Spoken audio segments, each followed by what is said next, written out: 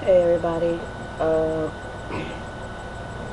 Hope you hear me good. I am going over the events from the last 24 hours, maybe a little bit more. Um, Monday, I wasn't feeling good at all, and I still trucked through and did what I had to do. Uh, but Monday night, I started to get some back pain in my upper right side of my back. And I laid down on for maybe like a half an hour, and it went away. I thought everything was okay.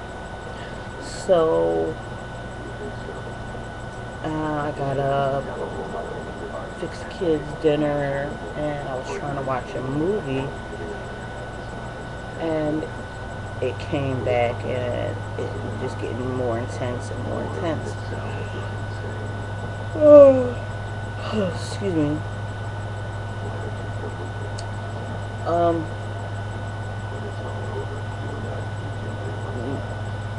Pain was so bad.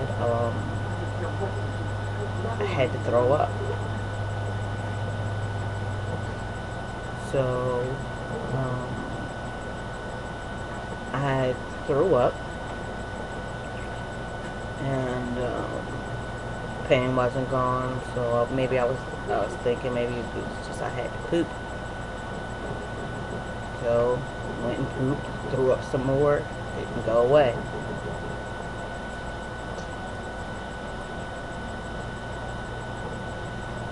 That happened quite often last night. Everything that I did eat was thrown up.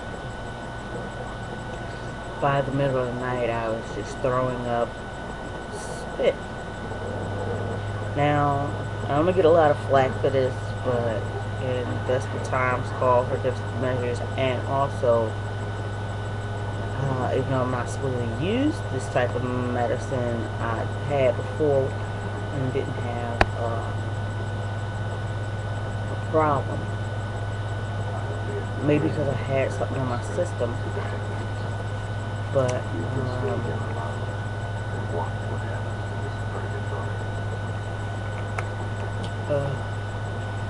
my diet green tea. I had took some Excedrin. Yeah, there's no need to comment about how bad it is. I know, but man, if you was in the amount of pain I was in, you'd probably be like, questioning which you should take it too. I didn't have any Tylenol in the house. I didn't have anything else like that. So I went and took that. That was bad because, like I said, I've been throwing up, so my little pouch was absolutely empty, and it actually caused some stomach bleeding. Needless to say, yeah, I'm not going to touch it for any reason, no way, no how anymore. I just know I need to get some more Tylenol in this house. At least if the pains like that come again, then I have some Tylenol in my system, not causing no bad effects until maybe I go to the doctor or something like that. But yeah, my stomach started bleeding. How did I know? Because when I threw up, it was spit and with trace amounts of blood in it. So, alright, now I can't sleep. I can't find a position to get in. The pain is starting to creep around the front and be up in my upper, upper abdominal area. I think I got all of maybe 2 hours of sleep last night. So It did cause the pain to dull that I was going through. And just because that pain was dulled down doesn't mean things was any better. I was still so very nauseous and vomiting, and I had the chills. So I couldn't sleep because of that. And then the pain, I had another kind of pain from, throwing up. Basically nothing was causing pain. And you start to throw up and there's that involuntary thing where you just have to keep doing it, which was, it was so horrible. That was going on. So by 9 o'clock Tuesday morning, I'm like, something has to be done. Something seriously has to be done. I have to go and get this taken care of. So now it was the mental decision: go to my primary because they open at 9, or they opened at 8, or go to the ER.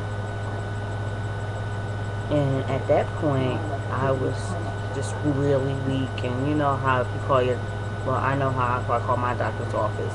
It's a little recording when they pick up, this is emergency call 911, and this definitely was an emergency.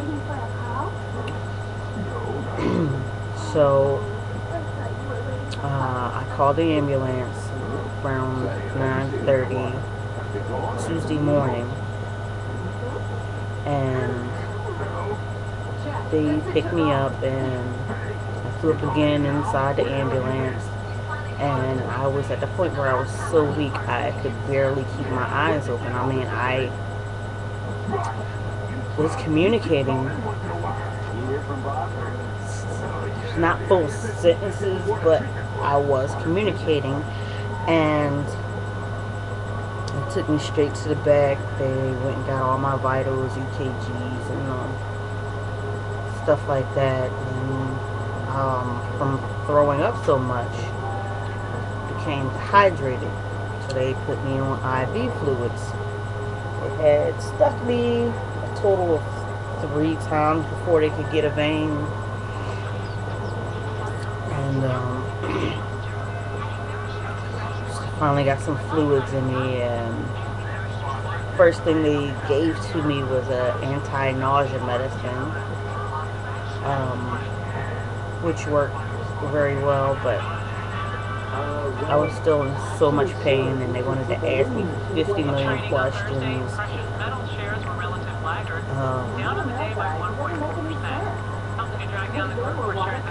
They had me do ultrasound on me. Right before they did the ultrasound, they had give me a pain medicine for pain. Funny enough, they gave me morphine, and I was awesome after that.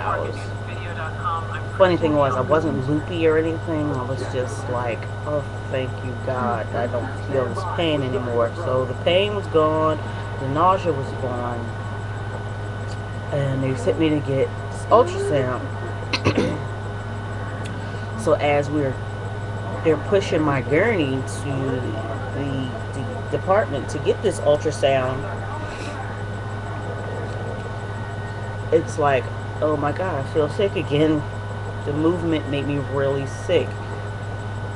They was trying to be really gentle with pushing me, but it was horrible. So then on top of that, when they do the ultrasound, they got to stick a little probe and dig it in your skin and gut and stuff. Well, my gut,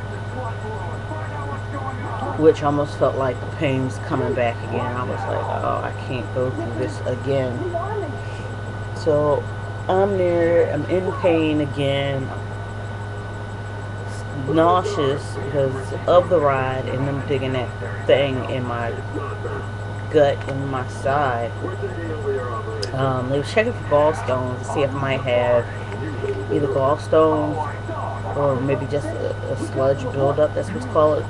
They said it might be causing the pain. So that was done. The ride back made me nauseous still. But I finally got in my room, my little cubicle thingy in the ER. And the lack of movement for a while, at least with the gurney,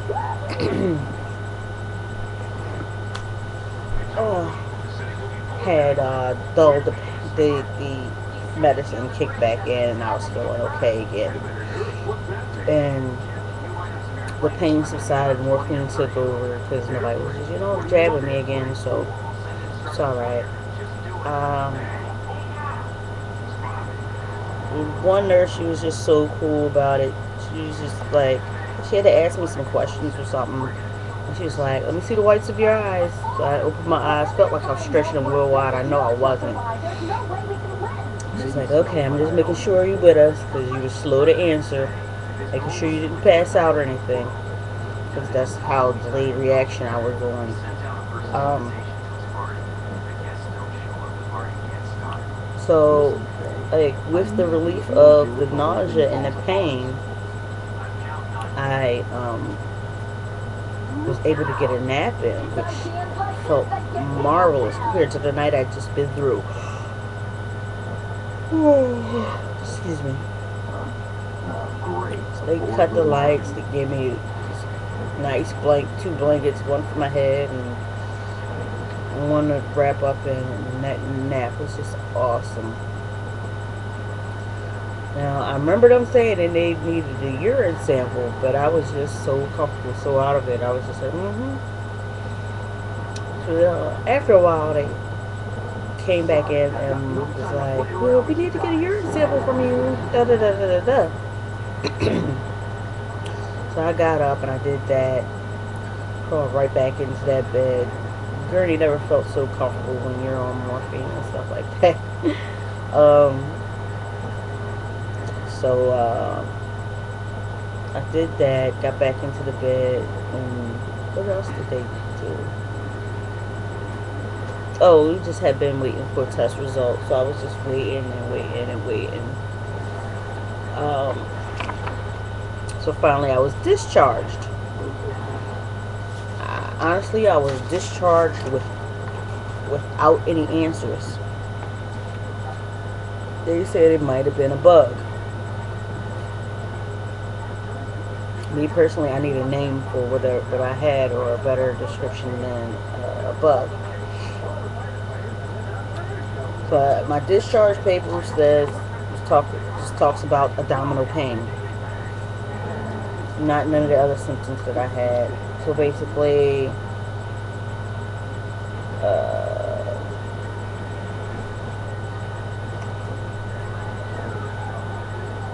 all day today I was drinking liquids. And then I guess tomorrow I'll start on to advance my diet again.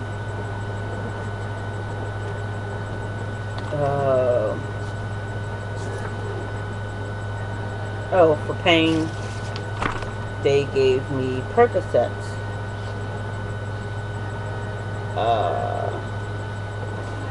Which I'm mad because my pharmacy could not fill. They also gave me Zofran to relieve nausea and vomiting associated with chemotherapy, radiotherapy, and for prevention of post-operative nausea and vomiting. Wow, I had to get the big guns, right? Also, they had gave me this other prescription. Actually went through, and if I'm not mistaken, it was kind of like for that reflux feeling, to get rid of that medicine, and that Zofran went through. So now tomorrow I have to go and find some place to take my Percocets, because that pain was just ridiculous. I can't deal with it.